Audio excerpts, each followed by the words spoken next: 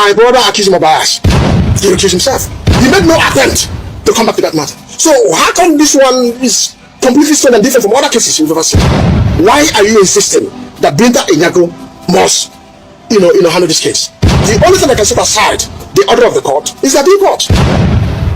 Do you understand? So of course, Nnamdi Kanu, he's well versatile with the law. He took it up from there and was teaching them what the law says. It doesn't apply that. He let the law go to the judge and to the prosecution team. So at the point of force, he had to raise his voice. Making sure that whatever he says, they should them. That was all that happened in the court. It wasn't a drama per se, but said you have recused yourself and you stand to be recused. So what interest do you have over this case? This is the question that was asked. What is your interest over this case? The whole thing has gone to rubbish the entire judicial system of Nigeria. It has become a strong setting of mockery today. So the argument is simple. As long as you remain recused, there is no way you can come back to the same case. So we saw it as a grand conspiracy through the chief. So guys, before I get to continue that video, that was Nnamdi Kanu's brother. He came out to expose some other secrets and some things that we did not know about. So I urge us to watch the video to the end and understand what he was saying, because it was on the issue of Binta Ejimakor, why the government is insisting on Binta Ejimakor to continue the case of Nnamdi Kanu, even after she had recused herself last year, and this year again she's back on the case, and Kanu said no, that he will not tolerate it, that he does not trust her judgment. But just take a look at that video and then you can air your views. Welcome to another episode of Political Perspective. My name is Ifani Okale. With me today is the younger brother to the leader of IPOB, Nnamdi Kanu. You're welcome. We would like you to tell us more about yourself. Well, you've said it all. My name is Prince Nnamdi Kanu. Nnamdi Kanu's youngest brother, leader of Indigenous People of Biafra. People have been wondering about what happened to your family for some years back now, about how the military and others invaded your house. A few days ago, your family also remembered what happened at birth. I would like you to tell us actually how you feel and how your family feel about the invasion a few years ago. Well, the invasion has remained a very sad memory from 2017 up until death. But if you can recall, 30th of August 2017, there was a meeting between Nnamdi Kanu, leader of Indigenous People of Biafra, with the Southeast governors that took place in any state. Soon after he made his demands, he was assured that his demands would be taken to the president up in Abuja. But funny enough, 2 weeks after which, the house was invaded, codenamed Operation Python Dance, that took over 28 lives, and subsequently led to the death of my parents. Even where we are, I lost about 5 persons here as well. So ever since then, things have not been the same. Operation Python Dance affected the entire community. I remember vividly well the little girl that lives opposite my parents' house. Each time she sees police or siren blasting, you see the girl screaming, "Oh, mommy, they're coming again to kill us." So these are the memories we have. Of course, my parents died as a result of Operation Python Dance. And personally myself, I was also affected. I'm still in that farm up until tomorrow. I know it's going to take the grace of God for it to leave me, so to speak. But Operation Python Dance is something we'll never forget. It was planned by the security agent of Nigeria. What was more sad was that a lot of our people knew that Operation Python Dance was going to take place in this place. We weren't informed. Including the governor there and the Zibas. They knew. Their whole target was to get Nnamdi Kanu to kill. How do you know? Of course, it's in public domain. It's everywhere. It's in public domain. There was a wider conspiracy to destroy my family. Every single person in that family. The instruction was let them go down. But of course, the thought of man is not the thought of God. As God would have it, we were able to escape it. But we're not in a hurry to forget that. So on 14th February was the Remembrance Day of your late parents. Had a lot of people that came to visit while your elder brother is still on detention. So how can you put those things together? Well, 14th of every year has become a ritual for the Indigenous People of Biafra, but particularly for my own family. Because that was the very day we lowered our parents. And ever since then, every 14th of every year, February, we honor them. It's painful that my brother is not here. But then what can we do? I'm here to make sure that family is fully represented.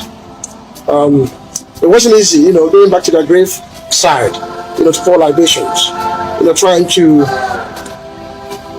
remember what I would say should have been in the past. It was a very difficult one. As people came from all over Biafra land to honor that very occasion. And it's a ritual that we must keep doing until the end of time. They lost their lives for what they believe in. I keep saying it time and again. Their death wasn't natural. If not for the trauma, my parents would have saved their life today. But then they're gone. I will keep honoring them. Yes, let's go back to your elder brother and also his detention for some years right now. People have been agitating in different ways about his release. Last week, we came to the Federal High Court, Abuja, and a lot of drama happened that day. While most people are saying that he was teaching most people how the law is, some other people said he was making a hell of noise during that day. We would like, because we saw you, that they would like you to tell us what all the drama is all about. Well, the might call it a drama, so to speak. Of course, you and I know that he has his critics out there. So no matter what he does, they will always talk ill of him. But let me set this narrative right. Binta Inyako recused herself from my brother's case. And soon after that thing took place, we were able to get the CTC certified to copy of that judgment, against the woman. Now, we were surprised. We were asked to come to the court all of a sudden on the 10th. We had a meeting. We said, why won't you go to the court? Perhaps there's a change of plan. Upon arriving in court, lo and behold, Binta Inyako was in court. We were like, what's going on? You've recused yourself. What do you have to do with this case? Is there any interest? So we're trying to put one on one together. So after a long while, she, of course, introduced the case. A woman, the prosecutor, took over and blah, blah, blah. Aloy Ejimakor, the lead counsel of my brother, stood and said, my lord, why are we in this court? What exactly are we doing here? Of course, you've recused yourself, so what are you doing? The woman said, no. What happened was the case file was returned to chief judge, and through a moment it was reassigned to her. It's not going anywhere. The only thing I can set aside the order of the court is the appeal court. Do you understand? So, of course, Nnamdi Kanu, he's well versatile with the law.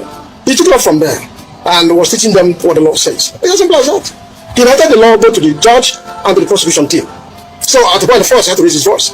Making sure that whatever he says, gets to them. That was all that happened in the court. It wasn't a drama per se, but he said you have recused yourself and you stand to be recused. So, what interest do you have over this case? This is the question everyone was asking. What is your interest over this case?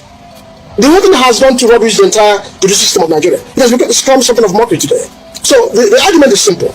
As long as you remain recused, there is no way you can come back to that same case. So we saw it as a grand conspiracy through the chief judge, which is also. Let me remind you something. 2016, in Federal High Court Abuja, when Soho was heading my brother's case, so to speak, my brother accused him of bias. He recused himself. He made no attempt to come back to that matter. So how come this one is completely different and different from other cases you've ever seen? Why are you insisting that Binta Inyako must, handle this case? What is the interest? Make no mistake. From the findings you've made, he was in Lagos when my brother was renditioned from Kenya to Nigeria. It was Malami Dembe at the general of the federation that asked him to come over to Abuja to take care of this case. Do you understand? Then automatically the case was assigned to Binta Inyako. So you can see, coming from Malami to John Soho and now to Binta Inyako, you can see that conspiracy from all these people. So the whole idea is to have Nnamdi Kanu put to jail. Then after we can now ask for presidential pardon. But it's impossible. He has committed no crime up until today. We went as far as asking for going for prima facie. They were unable to produce evidence before the court. All they wanted was to bring all the security agents, come and testify, whatever he says stands. But with the Nnamdi Kanu, it's not going to work. Things must be done and must be seen to be done right. That is where we are today. We're still discussing about the leader of IPOB, Nnamdi Kanu, his detention in DSS. So with me today is still the younger brother, Mr. Prince Carlo, with me. Sir, we also have some other questions to ask you. Last time in a media chat with the governor of Abia State, there was a question that was thrown to him about how far has he gone to make sure Nnamdi Kanu is out from detention. his answer is he is doing a background work to make sure he will be back. So let me go back to you, and what's the relationship with the family and the governor of Abia State? How far has he tried to make sure that your brother is out? Secondly is, the Southeast governors, what have they done to make sure, or to hear from your brother, or to make sure that your brother is out from detention? Well, it's a very good question to ask. From what I know, from 2017 up until today, I'm not sure they have done enough. Or should I say they have done absolutely nothing to secure the release of Nnamdi Kanu. The big question is this: since 2021 up until today, the Southeast Governors Forum as a body is yet to meet with Mr. President. Why is it taking longer than necessary? The case of Ibrahim was something completely different. It's all the Yoruba elite, all the politicians, all of them went to the Republic to make sure they secure the release of Sunday Ibrahim. How come in the case of Nnamdi Kanu, the governors are completely silent? Like I've said, they are complicit in what is happening. Either they are beneficiaries of insecurity, because if they want peace in Alibo, by now they would have done something. I repeat, why have they not been to see Mr. President up until today? What are they afraid of? I've listened to some of the things they are saying, because some of them said they're elected leaders, so to speak. Nnamdi Kanu is not elected. So when it comes out, what's going to happen? They are more concerned with his first release more than anything. They are not even worried about Alibo to be secured. But like I said, Nnamdi Kanu meant well for everybody. He is not part of the problem, he's part of the solution. I keep saying this over and over again. So why have they not, up until now, met with Mr. President? A few months ago, I saw them on the media saying, oh, very soon we're going to secure Nnamdi Kanu's release. We're going to meet with Mr. President. What is keeping them up until this point? Don't you think they're doing out in the background? No, nothing has been done. Let them go and see Mr. President and demand the release of Nnamdi Kanu. You see what will happen. President is not a fool. If Nnamdi Kanu is your son, come and see me so we can sit down and find a way out. I've said this before. Bullets and guns will not solve the problem. The only thing that will solve this problem is having meaningful conversation, a round table. On a round table. A meaningful conversation on a round table, eyeball to eyeball. That's the only thing that will bring peace. Not the court, not guns and bullets, not all the bickerings here and there. No. The only thing that will solve this problem is to sit down on a round table and then begin to look at the issues that are germane Nnamdi Kanu raised. Until that is done, I don't see us going anywhere. What are the issues? They are simple. He said they should revive all the moribund industries. He talked about good health system. He talked about the River Niger.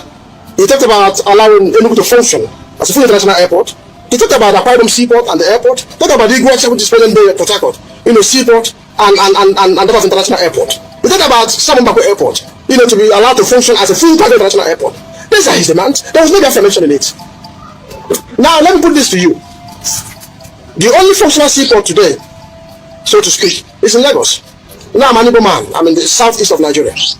Now perhaps I have a goods to clear in Lagos. I have to pay transport from here to go to Lagos to go and clear the goods. On my way coming, I have to settle all the security agents on the road until I get to Alibo. What would that cost? Causing inflation. Whereas from here to Port Harcourt will take me like less than an hour to go and bring my goods. Whereas from Lagos takes almost 12 hours. Taking all the risks while coming back. So they know this is economic stagnation. They know what they're doing. They know exactly what they're doing to suppress Ndigo as it is. Now, even while we were talking about seaport, they allowed them to function to this capacity. What did they do? They went to the north, opened that seaport in the north. Have you forgotten that happened in Nigeria? Is it of any help to anybody? The answer is no. So they know the right thing to do. Nnamdi Kanu is not asking for much. He's not asking for much. He wants the good of our people. It's as simple as that. Okay, down to Southeast. Insecurity in Southeast. Most people have been saying the detention of your elder brother, releasing him will make Southeast to be secured. For people to know who and who has been committing offense. On the media, most of the parades from the army and the police shows that most of those crimes were IPOBs and ESN. So what's your take on that? Are they your members? Well, the bigger truth is this. The government of the day is doing whatever they can possible to criminalize IPOB movement. You and I know that ESN was designed to man our boundaries and our forest against invading in a terrorist. You hardly see ESN on the road. So IPOB per se has become a huge merchandise for a lot of people. So you can go anywhere as a criminal, create your own camp, start kidnapping people. And before you know it, they say it's IPOB. So whatever happens in Alibo is IPOB. Even if you slap your wife now, you are an IPOB member. So that's the way it is. That is the narrative in Alibo. But we know the truth. Now, the only way, the fastest means in which you can stop this, all this evil going around Alibo, is to have Nnamdi Kanu released. Then we'll be able to identify those criminals where they are. Because as long as he's in detention, make no mistake, people will keep stealing, they will keep maiming and killing. And that's going to harvesting as well. You know what? People come from all over Nigeria, even outside Nigeria, down to southeast, to kill and to do organ harvesting. But at the end of it, they tag IPOB. Now look at the businessman in Anambra State that was caught by the so-called security agent. They told the man if he refuses to settle them, that they will charge him an IPOB member. So this is how bad it is in Alibo. So they are doing whatever they can to suppress IPOB. But it's impossible. It is extremely impossible because we understand the vision of IPOB. Of course, we're not criminals and we cannot be. Like Nnamdi Kanu has always said. He said, I don't give life, I cannot take life. It's as simple as that. So if they are not benefiting from insecurity, I repeat, by the power that be, particularly the Southeast governors, if they are not benefiting from insecurity, believe you me, they would have done something differently. Abacha once said, I'm sorry to quote this, that if insecurity lasts more than 24 hours, the government is involved in it. So somebody somewhere is fighting hard to make sure they will rubbish the name of IPOB. That's what they're doing. They see IPOB as their biggest threat. You know, Chidora is the end. So it doesn't matter your level of effort to rubbish IPOB will not work. So what is happening today in Alibo, as long as you're a man, as long as you remain a criminal, a kidnapper, all you need to do is to go somewhere in the bush, open your own camp with Biafran flag, and then you become an IPOB member. So whatever happens is IPOB. Even the security agents themselves, they are busy creating fake camps, like in the IPOB camps, just to make sure they keep IPOB down. That is exactly what is happening. All right. Recently, the Deputy Speaker of the House of Rep, Right Honorable Nnamdi Kanu, during the meeting of this new creation of Southeast Development Commission, at their meeting, he made a pronouncement and also begged the President of Nigeria for him to please release Nnamdi Kanu so that there will be peace in the Southeast. What's your reaction on that?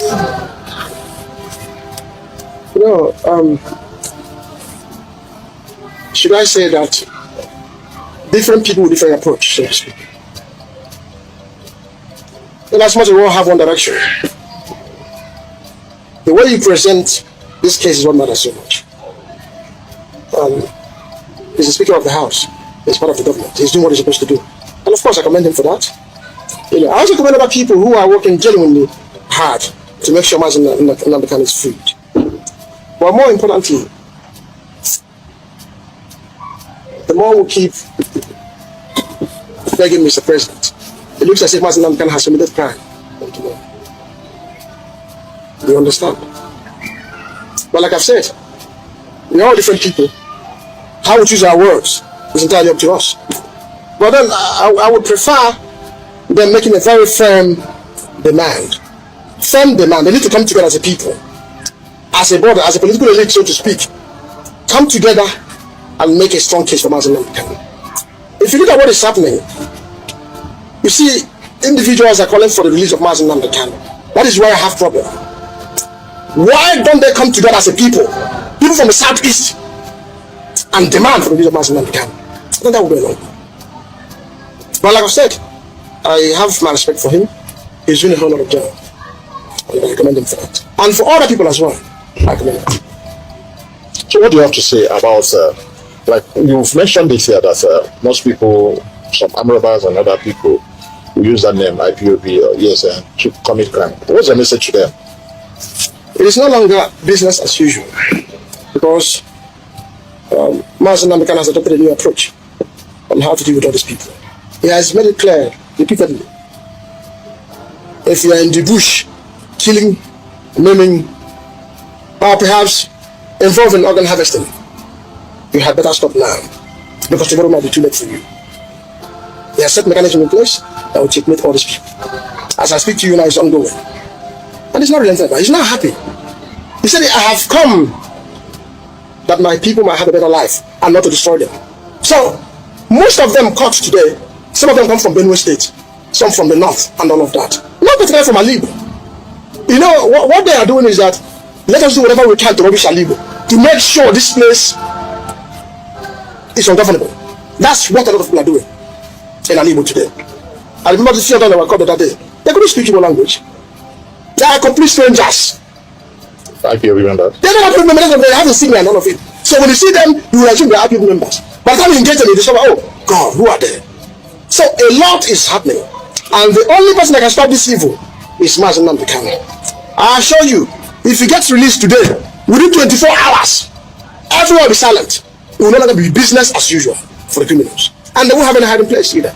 Thank you very much. But tell me, if not injustice, why would the government be insisting that Nnamdi continues that case? And Nnamdi Kanu is posed in court. For those that follow the court case, he exposed that that the government is holding something against her, that the government is holding her son and her husband against a criminal charge. That means there's no way on earth will carry out a clear judgment for Nnamdi Kanu, because her husband and son, they are under the control of the government. That means she will do as the government says, so that the government can release the family or her son and husband. So you see why Nnamdi Kanu said that he does not trust her judgment and she will never be the judge of her case. Rather, let them transfer him to Abuja or Eastern Court so that they will have a new judge in the case. That he doesn't mind even staying for other years for the court to adapt on his case, because Nnamdi have been the judges or the judge on the case for some years now, so she understands the case. And Kanu said that no, that she should recuse herself from the case. That means she should drop the case and let another judge take over.